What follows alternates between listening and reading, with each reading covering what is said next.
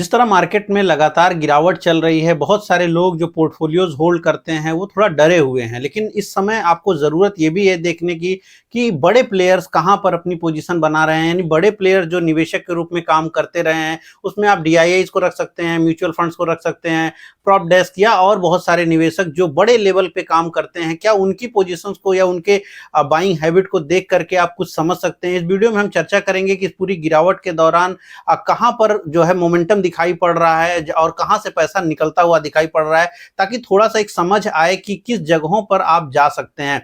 तो बाजारों में तो गिरावट चल ही रही है, इसमें कोई डाउट नहीं है। मार्केट की ये जो गिरावट है, इसमें एक चीज तो ये भी समझ में आती है, जो पिछले 1.5-2 महीनों में या कह सकते हैं 2026 की शुरुआत से ही अगर हम देखें, जो ये रिसेंट गिरावट है, जो कि अगर लंबे समय से देखें तो आप अक्टूबर 24 से गिर रहे हैं। लेकिन इन बिटवीन मार्केट्स में बहुत नए परमुटेशन एंड कॉम्बिनेशन भी बने हैं, जहां पर कुछ क्षेत्रों में पैसा निकला है। जैसे अगर आप ऑटो की बात करिए, अगर आप आईटी की बात करिए, या फिर ऐसी सेगमेंट जहां एफएमसीजी है, उन जगहों से पैसा लगातार निकला है। अगर हम थोड़ा सा देखें, और इवन मैंने कई जो प्रीवियस वीडियोस हैं उसमें मैंने आपको बताया भी है कि ये जो प्रॉब्लम चल रही है ईरान वाली, इसके नाते ऑटो के चिप की प्रॉब्लम बड़ी लेवल पे आ सकती है। और इस नाते जो है आपने ऑटो में गिरावट देखी है। पिछले 1 महीने के अंदर अगर आप ऑटो इंडस्ट्री की बात करिए, वहां पर एक ठीक ठाक सी गिरावट आपको देखने को मिली है। 1 महीने में करीब 11% ऑटो इंडेक्स घटा है। लेकिन पिछले 3-4 दिनों की बात करिए तो भी करीब करीब 8% ऑटो इंडस्ट्री घट गया है। इवन आज भी 3% ऑटो इंडस्ट्री में गिरावट देखने को मिली है। तो ऑटो जहां पर बड़े मंदी की तरफ बढ़े हैं, वहीं पर आईटी जो कि पिछले 2 महीनों में करीब 22-23% घटा है, तो वहां पर कंटिन्यूएशन है, गिरावट देखने को मिली है। जो लाइफ इंश्योरेंस से जुड़ी कंपनियां हैं, वहां पर गिरावट देखने को मिली है लगातार। चाहे जो इवन आईटी में नौकरी से जुड़ी कंपनियां जैसे इंफोसिस टाइप की कंपनियां, वहां पर बड़ी गिरावट रही है। तो सेगमेंट वाइज कहीं कहीं पर बहुत बड़ी गिरावट रही है। लाइफ इंश्योरेंस में गिरावट का कारण भी काफी हद तक जो अनसर्टेनिटी है उसको लेकर के देखा जा रहा है। आईटी की गिरावट मालूम ही है, चिप के नाते हो रही है। तो इन जगहों पर तो गिरावट हो रही है, लेकिन ऐसा नहीं है कि बाइंग कहीं हो ही नहीं रही है या किन्हीं जगहों पर लोग अपना पैसा पार्क नहीं कर रहे हैं। क्योंकि मार्केट में पैसा तो कहीं ना कहीं एक जगह से निकल करके दूसरे जगह जाएगा। करीब 20 दिन हो गए होंगे, संभव है। इसी चैनल पे मैंने एक वीडियो किया था जिसमें मैंने सेक्टर रोटेशन को दिखाया था कि मार्केट में जो बड़ी गिरावट है उसमें सेक्टर रोटेशन भी काफी हद तक देखने को मिल रहा है। अगर आपने वो वीडियो नहीं देखा है तो आप देख सकते हैं, मैं डिस्क्रिप्शन में लिंक जरूर डाल दूंगा। और उस दिन के बाद से इवन हम आज अगर इसी बात को दोबारा चेक कर रहे हैं तो हमें वही दिख रहा है कि जो सेक्टर रोटेशन है वो बना हुआ है। जहां पर मंदी हो रही थी वहां पर मंदी होती चली जा रही है, लेकिन जहां पर थोड़ी तेजी बनी रही है, पिछले समय में भी थी और वहां पर तेजी बनी हुई है अभी भी। मैंने उस वीडियो में भी आपके सामने बात करी थी, फार्मा की बताया था। फार्मा के पीछे कई सारे कारण हैं। अगर हम 2 मिनट समझें तो फार्मा में बड़ी गिरावट नहीं हो रही है। इवन अगर आप फार्मा इंडस्ट्री की बात करें, आज की डेट में जब बाजार अपने लोज बना रही है, 23,600 के इर्द गिर्द हमारा मार्केट है, इंडेक्स लेवल पर हमने ब्रेकडाउन दे दिए हैं, इसके बावजूद भी फार्मा कंपनियां या फार्मा सेक्टर वाइज अपने हाईज के ऊपर है। लगभग 52 वीक के हाईज पर फार्मा का इंडेक्स ट्रेड हो रहा है। पिछले 1 महीने 1.5 महीने में फार्मा इंडस्ट्री में करीब 5% की इंडेक्स लेवल पर तेजी है। मगर बहुत सारे स्टॉक्स हैं जो अपने लाइफ हाई के इर्द गिर्द में है। उसमें अरविंदो हो सकता है, लुपिन हो सकता है। कारण क्या है? कारण यह है कि अगर आप प्रेसिडेंट ट्रंप को फॉलो कर रहे हैं, क्योंकि वो करना चाहिए, उन्होंने एक चीज बहुत साफ कही है जिसकी बात बहुत कम लोगों ने किया है। उन्होंने ये बात कही थी कि उनको जो है दवाइयों की कीमत बहुत सस्ती चाहिए और जेनरिक दवाइयां उनको वो चाहते हैं कि अमेरिका में बहुत ही कम कीमतों में मिले। कारण क्या है? क्योंकि अमेरिका में जो मेडिकल एक्सपेंस है वो बहुत ज्यादा है। आपको मालूम ही होगा कि मेडिकल एक्सपेंस से जुड़ा हुआ वहां जो विधेयक था वो फेल हो गया था। सरकार अब मेडिकल एक्सपेंस लोगों के नहीं चुकता करना चाहती। ऐसे केस में जाहिर सी बात है लोगों को खुद से अपना मेडिकल एक्सपेंस देना पड़ेगा। जो दवाओं की कीमतें अगर कम रहेंगी, जबकि मेडिकल एक्सपेंस अमेरिका में बहुत ज्यादा है, ज्यादातर नॉन जेनरिक दवाएं वहां आती हैं, ब्रांडेड दवाएं, जिनके नाते कीमतें हमेशा से हाई रहती हैं। अब यहां पर मुद्दा यह है कि भारत जैसे देश जो बड़ी मात्रा में जेनरिक दवाएं और नॉन जेनरिक दोनों ही, लेकिन जो हम जेनरिक दवाएं हैं बहुत मात्रा में बनाते हैं। दुनिया में जो सबसे सस्ता दवा उद्योग है या सबसे सस्ता जो दवा प्रोड्यूस कर सकता है कंट्री, वो भारत है। भारत इवन पूरी की पूरी टैरिफ वॉर के दौरान भी फार्मा को डोनाल्ड ट्रंप ने टच नहीं किया, फार्मा के ऊपर कोई टैक्स नहीं लगाया। और भारत से अमेरिका जाने वाली चीजों में जो सबसे कम टैक्स किसी के ऊपर है तो वो फार्मा के ऊपर है। फार्मा पूरे के पूरे टैक्स ट्रेड डील से भी बाहर रखी गई है हल्के टैक्स के नाते, तो फार्मा में कोई गिरावट नहीं हुई, फार्मा कहीं ना कहीं बनी रह गई ऊपर की साइड में।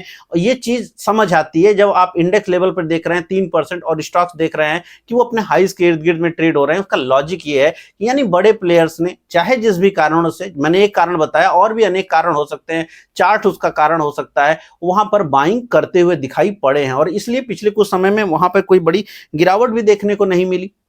इसी तरीके से अगर आप आइए, मैंने जैसे कहा कि मैंने एक वीडियो किया था, अगर आपने उस वीडियो को देखा उसमें मैंने बहुत साफ समझाया था कि चाहे दुनिया में तब कोई ईरान वॉर नहीं हो रहा था, लेकिन ये समझ आ रहा था कि कहीं ना कहीं एनर्जी को लेकर के प्रॉब्लम्स आती दिख रही है।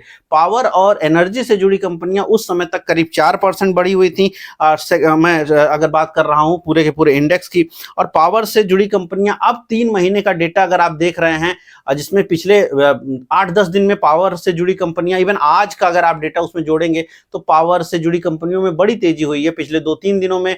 आप चाहे जो भी आप नंबर ऑफ कंपनीज निकाल लें, सब में आपने तेजी देखी है पावर से। कारण उसका बहुत साफ है, इंडस्ट्री में अगर प्रॉब्लम है, एनर्जी को लेके प्रॉब्लम है, अगर एलपीजी को लेके प्रॉब्लम रहेगी, कुछ भी करिए, खाना बनाएंगे, मैं अभी नॉर्मल एग्जांपल अगर दूं तो खाना बनाने में बिजली का उपयोग बढ़ने वाला है या बढ़ ही रहा है।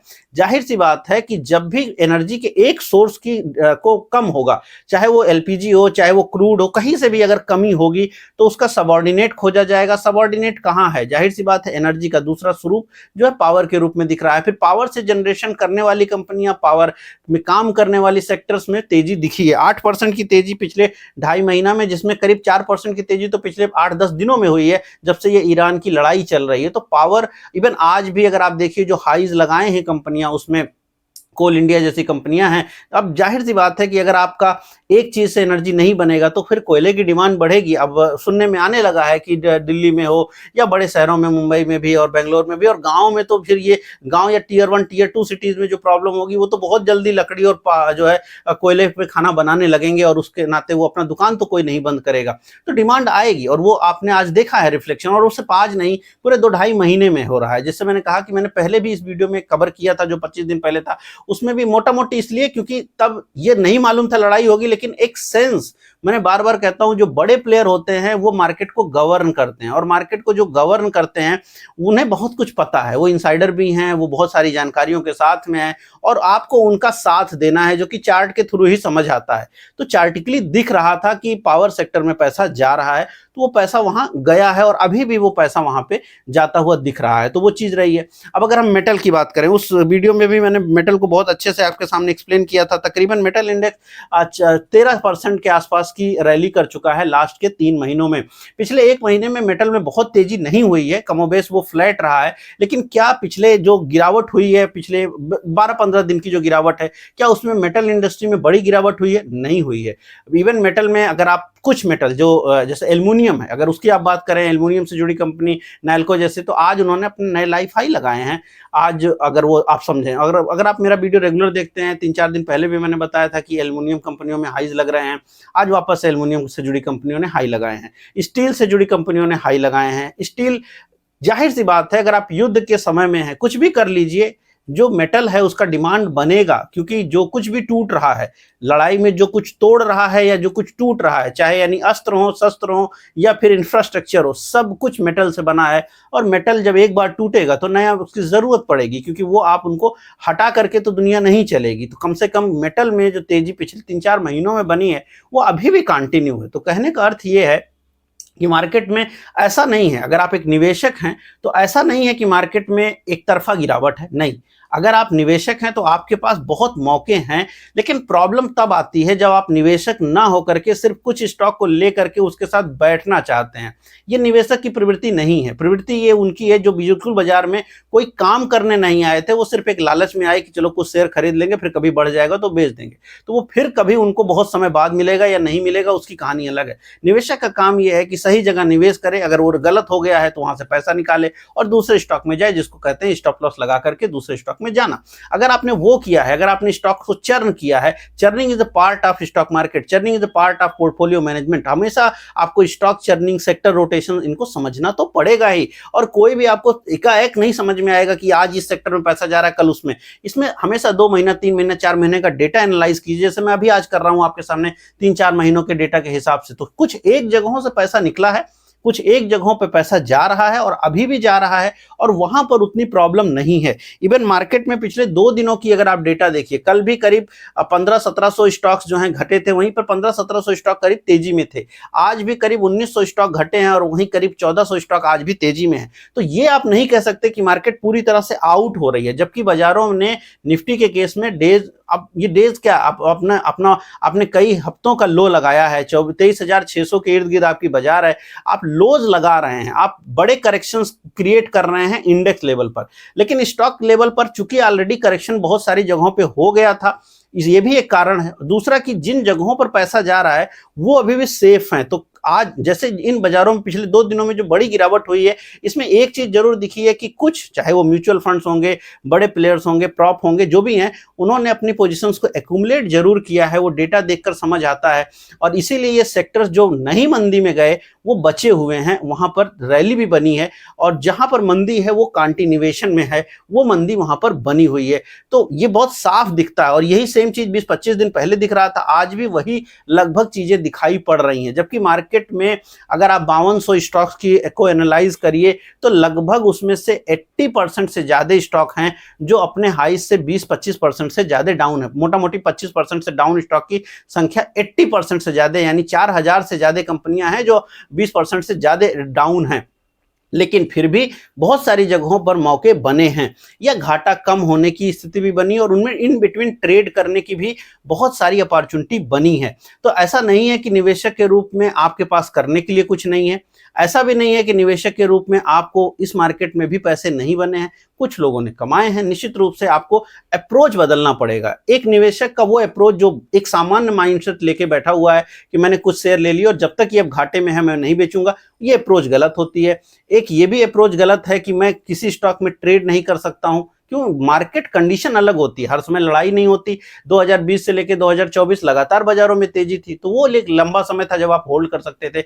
ये मार्केट का समय है जब मार्केट में करेक्शन चल रही है, प्राइस वाइज करेक्शन चल रहा है, डैमेज चल रहा है, और बहुत सारी जगहों पर टाइम वाइज करेक्शन चल रहा है। उन सभी जगहों पर जहां टाइम वाइज करेक्शन है वहां से एग्जिट होना है, जहां प्राइस वाइज करेक्शन है वहां पर जाहिर सी बात है आपका स्टॉप लॉस लग जाएगा। और ऐसी जगहों पर जहां मार्केट बुलिश हो रहा है, यानी जहां पर बड़े प्लेयर्स कोई ना कोई तरीके से वहां पर अपनी पोजीशंस बनाते हैं, उनको आपको आइडेंटिफाई करना पड़ेगा, और वहां पर पैसे डालने से आपको पैसा भी बनता है। लेकिन प्रॉब्लम यह है कि ये सब कुछ ऐसे सोच के नहीं होगा। इसके लिए आपको डेटा को एनालाइज करना पड़ेगा, इसके लिए आपको चार्ट्स को एनालाइज करना पड़ेगा। जैसे मैंने अभी आपके सामने 3-3 महीने के डेटा एनालाइज करके दिखाए, और पहले भी मैंने दिखाया है, इसीलिए मैंने बहुत ज्यादा उस पर फोकस नहीं किया। बट अल्टीमेटली अगर आप समझेंगे तो बहुत सारी जगहों पर मौका है।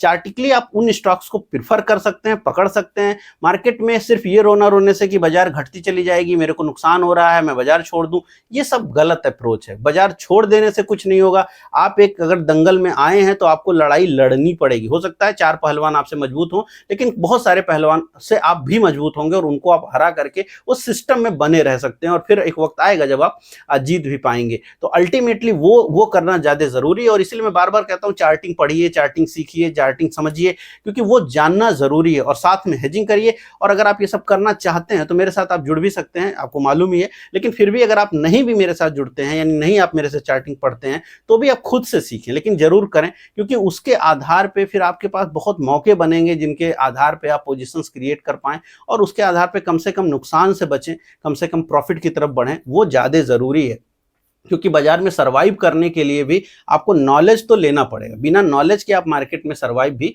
नहीं कर पाएंगे। तो उम्मीद कर रहा हूँ वीडियो पसंद आई होगी। पसंद आई तो लाइक शेयर कमेंट जरूर कीजिए। पैनिक लेने की जरूरत नहीं है किसी को भी, और कोशिश ये करिए कि आप जो है अपने आप को एजुकेट कर सकें।